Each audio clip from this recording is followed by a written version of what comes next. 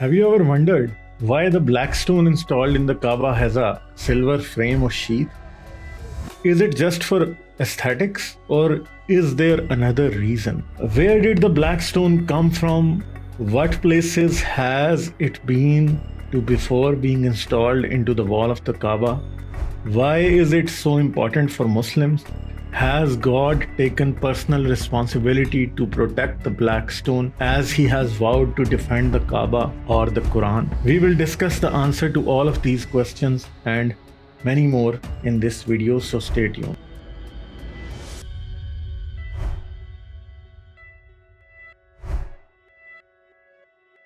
Every Muslim knows the importance of black stone. It is that piece that Muslims touch before they start the tawaf or circumambulation of the Kaaba. According to Islamic history, the black stone is holy and sacred, and Adam brought it to the earth when he was expelled from paradise. However, according to some traditions, the angel Gabriel or Jibreel brought it from heaven when the Kaaba was first constructed on the earth. This stone was engraved and affixed in one of the corners of the Kaaba. As per Tafsir Qurtubi, when God unleashed the flood on Noah's people, this stone was put on Mount Abu Qubays for safekeeping. Afterwards, when Abraham rebuilt the Kaaba, Jibreel brought the stone from the mountain and Abraham installed it once again into the corner of the Kaaba. According to Ahadees in Musnad Ahmad, the stone was pure white when it descended from heaven. Later, because of the sins of humanity, it gradually turned black. Some people also believe that on the judgment day, the black stone will favorably reconcile with God on behalf of those who touched or kissed it.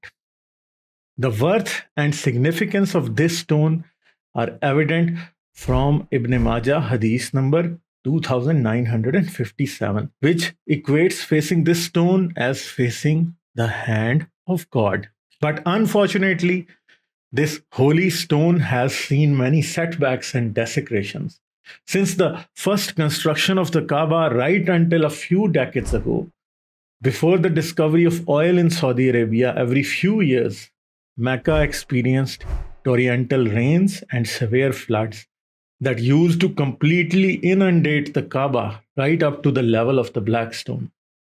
But due to the effective flood management by Saudi government, such incidents of flash flooding are a thing of the past. According to the Muslim belief, just a few years before Prophet Muhammad's birth, Abraha, the king of Yemen, prepped and marched his army of elephants to run down and stampede the Kaaba and destroy the black stone, only to be met by the hand of God, who sent a massive flock of birds called Ababil that rained down small stones or pebbles on the elephants, thereby defeating Abraha's evil designs.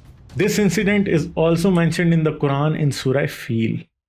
After a few years of the incident, when repeated flood had devastated the Kaaba, the Arabs, to restore the Kaaba, even reached a point of war because they could not agree on who would install the sacred black stone back into the wall of the rebuilt Kaaba.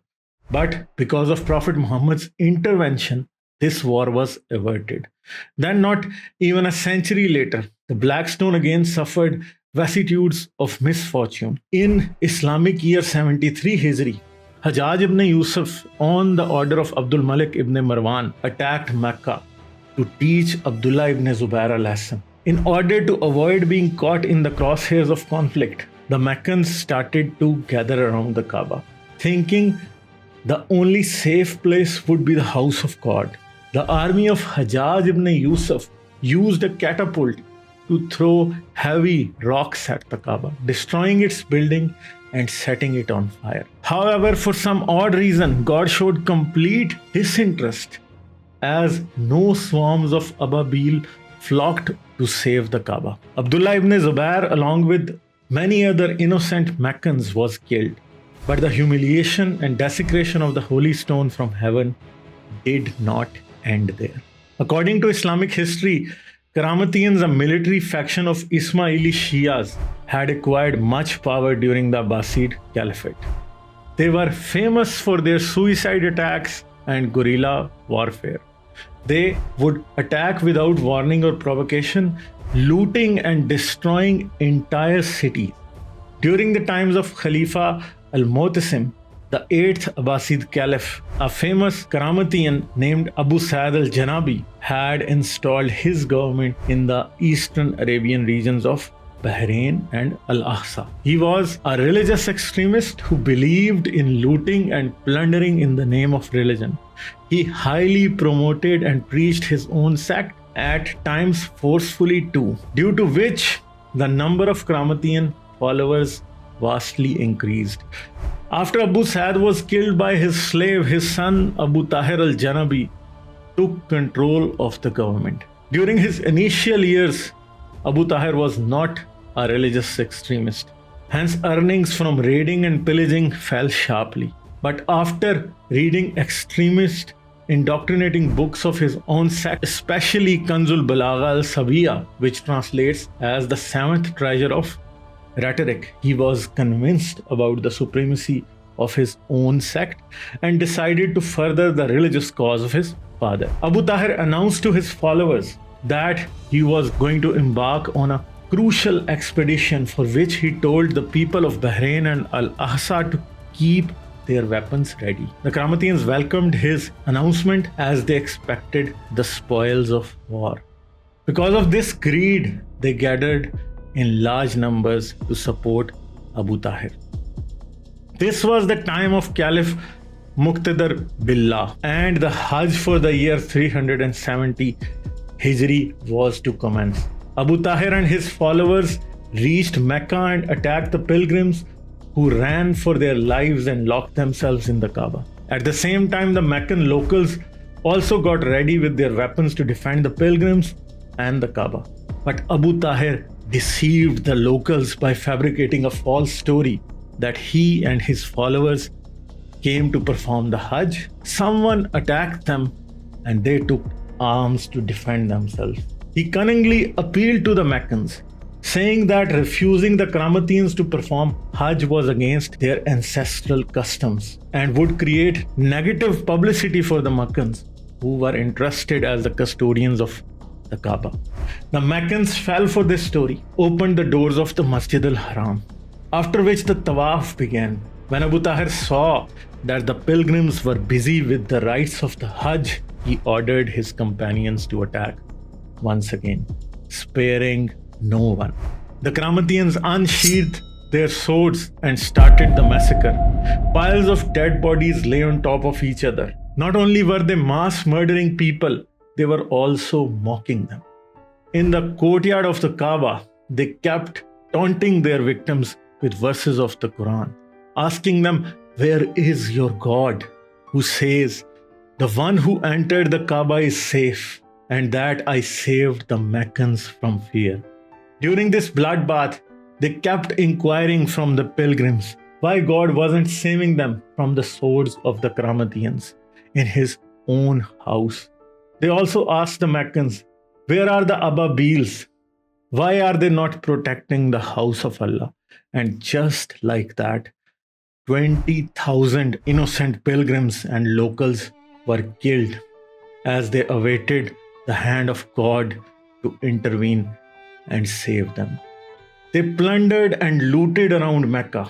Many people tried escaping the wrath of Qarmatians by jumping and hiding in the water wells of Mecca, only to die of suffocation as the wells were closed and sealed from the top.